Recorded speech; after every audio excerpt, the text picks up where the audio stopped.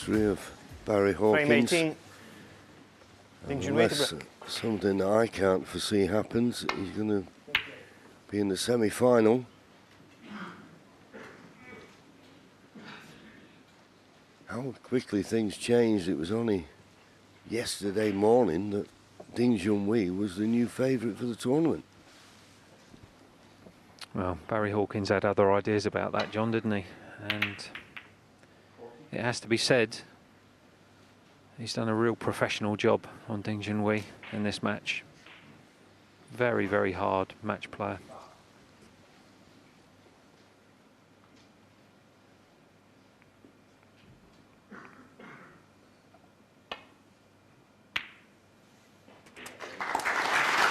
Roll that in nicely. One. But not good on the colour.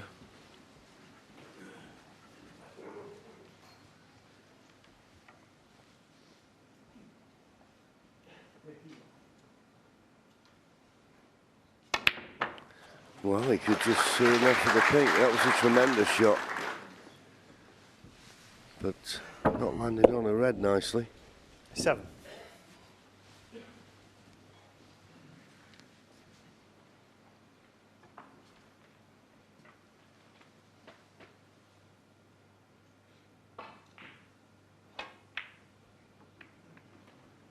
I mean, you've known Ding Junhui Ding Junhui 7. Well, he first came over here. How do you think he'll handle something like this? I mean, a great opportunity to win the World Championship. The reaction back home and everything else. I think it's obvious from the pressure that he's been under in this match that this means everything to him, John. And if he never becomes world champion, he probably will be the greatest player never to be a world champion. And that's with every respect to Jimmy White, who lost in the final, 6 times. Ding is just such an exceptional talent. I saw that as a 15-year-old when he first came to the UK. And it would be massive for the game, as we know, if he became world champion. But unfortunately, it doesn't look as if it's going to be this year. And he's just, because of the pressure that Barry's put him under in this match, he's just lost his touch, he's lost his rhythm, he's lost his confidence, he's lost his belief. And that's how much this tournament means. Yeah, as we say, there's shots missed here at the Crucible that you never see missed anywhere else.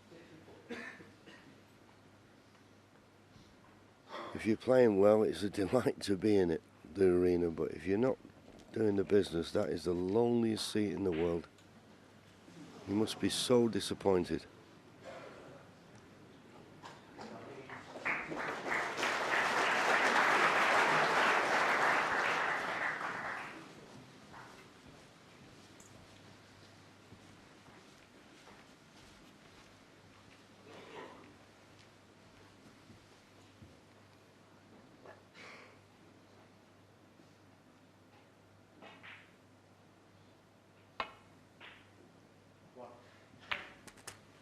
Yeah, nicely dropped in, and this black is available.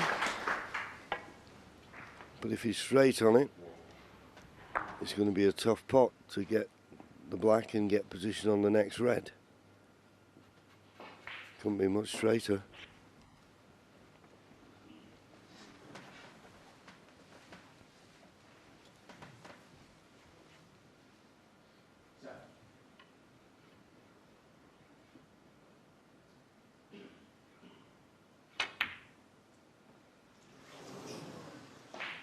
Yeah, they're not easy.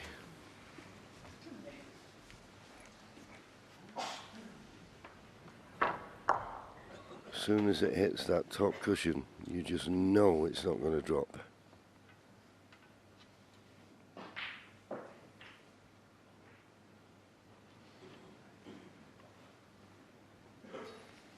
Choice of reds into the right centre for Barry Hawkins.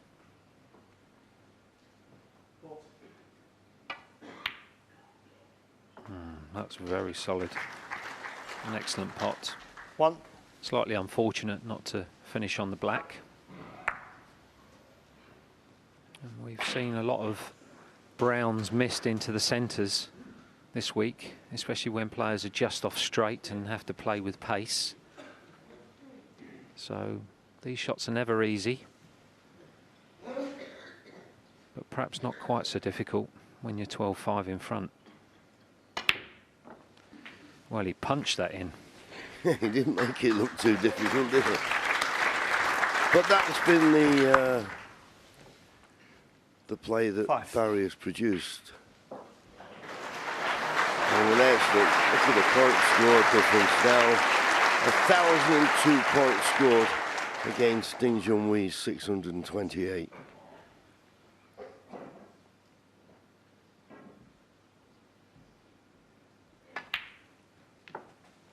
And I think 6. Barry, I was trying to explain it last night. He's the type of player that the top players, if they're on their A game, obviously they'd have a chance. But if you're not on your A game with Barry, you're not going to win, because he is probably the most consistent player out there. And particularly the last, 4 or 5 years here at the Crucible. 13.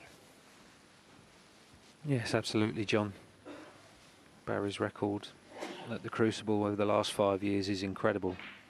Runner-up to Ronnie O'Sullivan in 2013, semi-finals in 2014, lost to Ronnie O'Sullivan again, semi-finals again in 2015, lost to Sean Murphy, quarter-finals in 2016, lost to Marco Fu, and last year semi-final again, lost to John Higgins. So you can't get any more consistent than that, can you? No.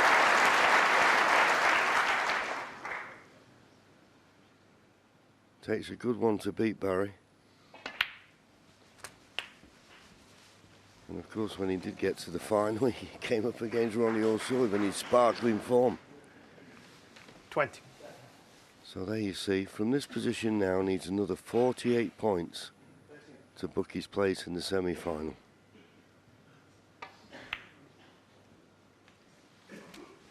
$21.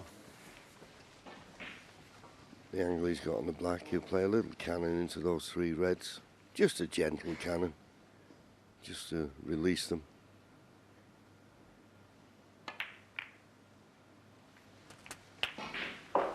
As he's done with everything in this match. Just played it absolutely 28. inch perfect. Wonderful touch in amongst the balls, John, hasn't he? Yeah, and that's what I say. I mean, for someone who has got the cue power to play every shot, he has the touch as well, you know. And we see a lot of players that, you know, unless they're punching them in, they 29. struggle a little bit. But not Barry Hawkins.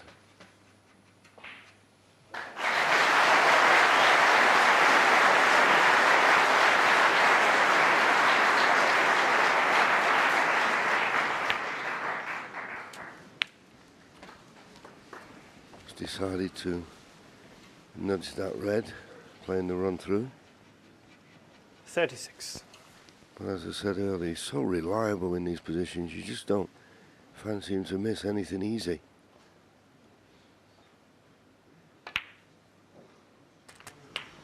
Well, looked a bit wide, but we have said these corner pockets are taking balls that sometimes we don't expect them to. Well, to be perfectly honest, John, that would not have gone in at the qualifiers, I promise you. Well, you played there, Pina. 44. Yeah, managed to win my first couple of games, and then Ryan Day was absolutely outstanding against me. 45. 10-6. Yeah, well, Ryan Day's had a resurgence of form, and then all of a sudden he's playing Anthony McGill. He looks like he's got the match won, and something happened. And as I say, things happen here at the Crucible you can't believe. But 52. with regards to this match, Ding Junhui has not produced. 53. And Barry Hawkins, in all honesty, has just been by far the better player.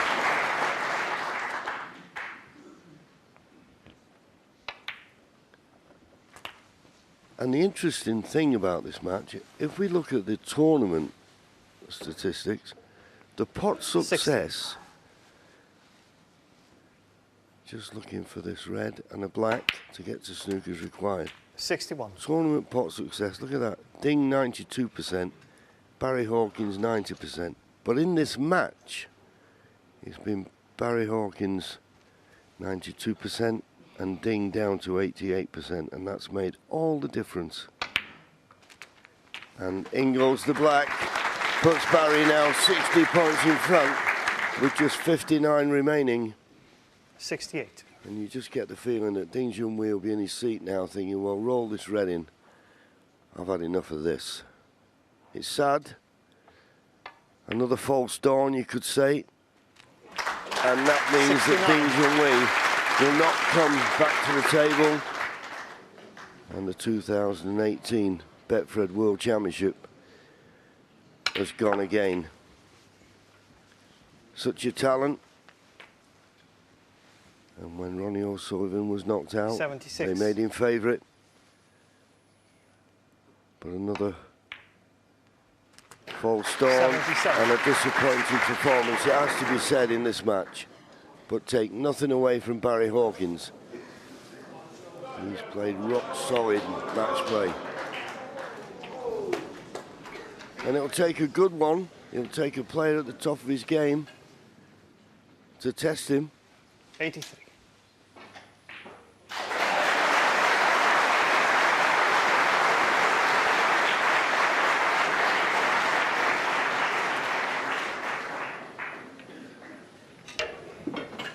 $84. Finish with a nice angle here on the black to disturb the thread, and if he could, well, this would be perfect to finish the match with a century. Drop the cannon.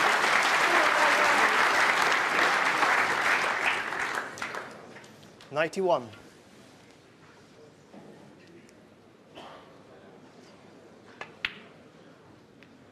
Yes, I think 92. we're going to see Barry finish with a century. Just the icing on the cake.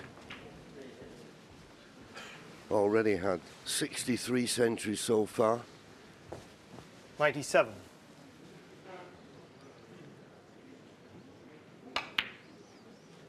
$99.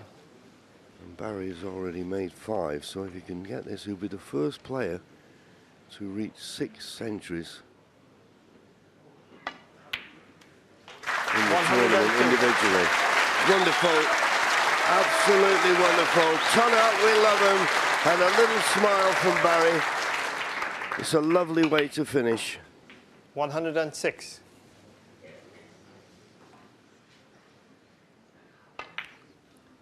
If this man's going to 111. be beaten, someone's got to bring his A game plus to the table. Wonderful performance. 117.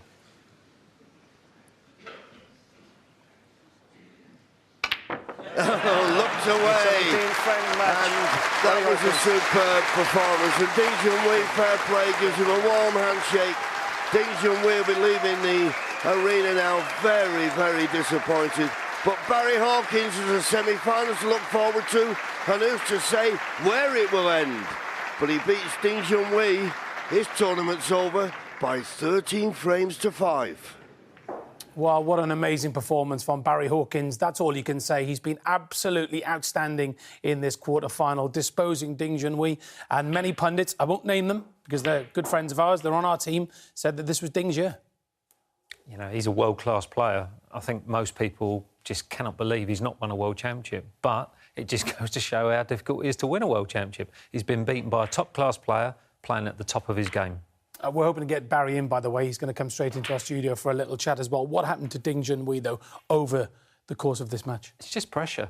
And that's what the Crucible... And that's all it is. It's down to just handling the big-time pressure. It's just pressure. He's got everything. You know, he's got the technique, he's got the temperament. You know, he's won 13 ranking events. He's one of the greatest players of all time, one of the greatest match players of all time, without any shadow of a doubt.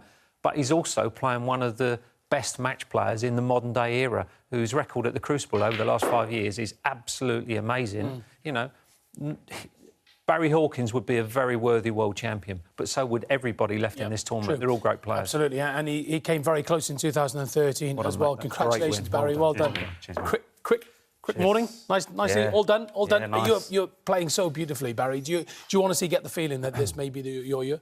No.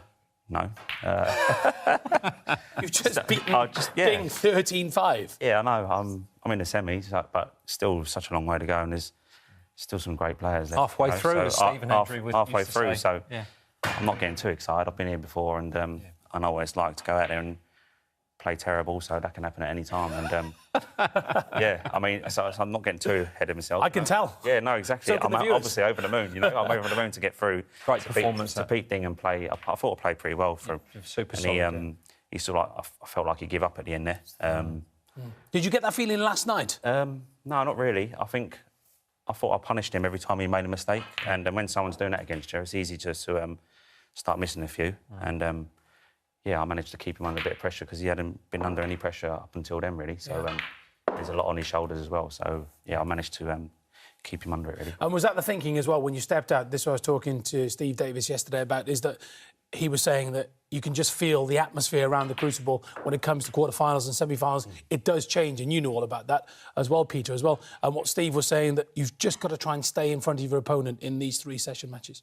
Yeah, you want to win every session if you can. And obviously, winning 6-2 last night was a massive boost because unless you really collapse, I suppose, from 11-5, I mean, it's possible, obviously, someone can play amazing snooker, as Ding can, really, to come back. But unless they do that, then you're going to get some chances to finish the match off. And, yeah, I was happy to nick them couple of frames, really, and get it over and done with, yeah.